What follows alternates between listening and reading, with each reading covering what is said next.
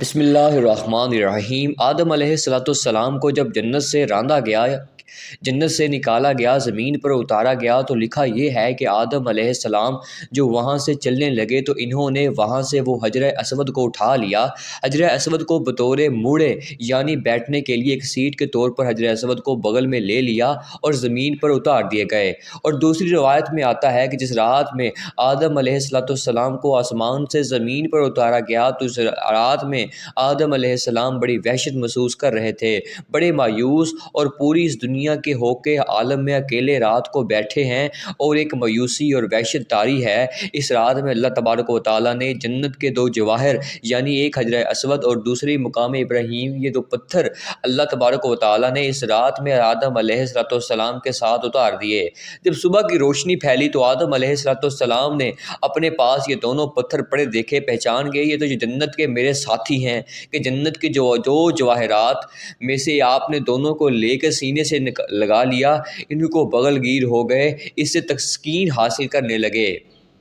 کہ یہ وہ جنت کا ایک سامان میرے ساتھ آ گیا ہے۔ اس طریقے سے اللہ نے ان دونوں پتھروں کو زمین پر رہا۔ عجیب بات ہے کہ ایک حدیث میں آتا ہے کہ آدم علیہ السلام جو حجر اسود لے کر آئے تھے، اصل میں حجر اسود ایک فرشتہ تھا۔ جب آدم علیہ السلام جنت میں اللہ تبارک و تعالیٰ نے آباد کیا، ایک فرشتے کی نگرانی لگا دی کہ آدم علیہ السلام کی نگرانی کرے کہ وہ ان تمام کی تمام جنتی ان کے لیے مباح ہے، لیکن یہ جو ایک درخت ہے، اس درخت کے کھانے سے ان کو منع کیا گیا ہے، تو تم اس کی نگرانی کرتے رہو کہیں آدم علیہ السلام اس درخت کا پھل نہ کھائیں۔ چنانچہ ان کے فرشتے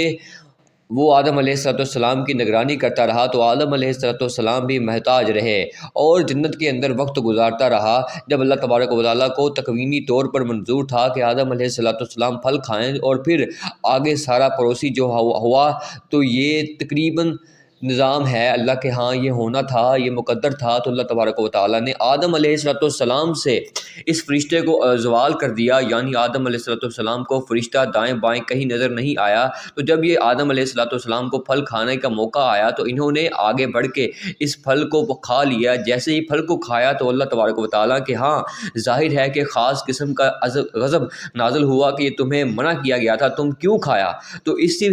ہیبت اور دبدبے کے عالم میں اللہ تعالیٰ نے اس فرشتے کی طرف دیکھا۔ جب اس ہیبت کے عرض میں اس فرشتے کو دیکھا تو فرشتہ خوف سے پتھر بن گیا اور وہ حجر اسود کی شکل کے اندر قائم ہو گیا، اور جس کو آدم علیہ السلام زمین پر لائے۔ اس کی تائید ایک دوسری صحیح حدیث میں یہ ہوتی ہے کہ نبی کریم صلی اللہ علیہ وآلہ وسلم فرماتے ہیں کہ کل روز قیامت میں جب حجر اسود میدان حشر میں آئے گا تو اس کی دکان ہوگی، اس کی دو آنکھیں ہوں گی، اس کی زبان بھی ہوگی، باقاعدہ ہاتھ ہوں گے، گویا کہ پورا ہاتھ پیر کے ساتھ یہ میدان حشر کے اندر پہنچے گا۔ اور ساتھ ہی نبی صلی اللہ علیہ وآلہ وسلم نے فرمایا کیونکہ حجر اسود اصل میں ایک فرشتہ تھا، وہاں اللہ تعالیٰ نے دوبارہ اس کو انہیں آزاد کے ساتھ ظاہر کر دیں گے، اور وہاں پہنچ کر بھی پھر دنیا کے اندر ان کو بوسہ کرنے والے جو لوگ ہیں ان کی حق میں گواہیاں دیں گے۔ تو معلوم ہوا کہ یہ حجر اسود ایک فرشتہ ہے کہ اس دنیا کے اندر جو لوگ ہیں جو اس کو بوسہ دیتے ہیں اور وہ سختی سے پر نوٹ ہو جاتا ہے اور اس آدمی نے مجھے بہت ساتھ دیا، اس نے گناہ معاف کر دیے گئے، تو کل روز قیامت میں اس کی گواہی دوں گا۔ اور مزے کی بات یہ ہے کہ دنیا کے اندر ایک بہت بڑے محدث گزرے ہیں، وہ یہ کہتے ہیں کہ مکہ کے اندر حرم میں حجر اسود کے قریب، کعبے کے قریب ایک عرصہ تک رہا تو میں نے ایک مرتبہ عجیب منظر دیکھا، یہ ہو جائے عظمت وہاں سے نکلا اور اس کے دونوں ہاتھ پیر بھی تھے، اس کا کان بھی تھے، وہ نہیں ایک انسانی شکل میں نکلتا ہے، وہ نکلا اور کافی دور تک ٹہلتا ہوا اور دوبارہ اسی جگہ مقام قائم ہو گیا اور اسی طرح پتھر کی شکل اختیار کر دی۔ اور اس روایت سے تاکید ہو گئی کہ جو اس بہت بڑے محدث نے یہ نظارہ دیکھا تو معلوم ہوا، حدیث میں آتا ہے کہ جب حجر اسود کو کوئی حاجی یا عمرہ کرنے والا بوسہ دیتا ہے تو حقیقت میں وہ اللہ تعالیٰ سے مصافحہ کرتا ہے، اللہ سے اسلام کرتا ہے، تو اسلام کرنے کے نتیجے میں اللہ تعالیٰ اس کے سارے گناہوں کو معاف کر دیتے ہیں، جیسے وہ خود دو ایمان والے جب آپس میں ایک دوسرے سے مصافحہ کرتے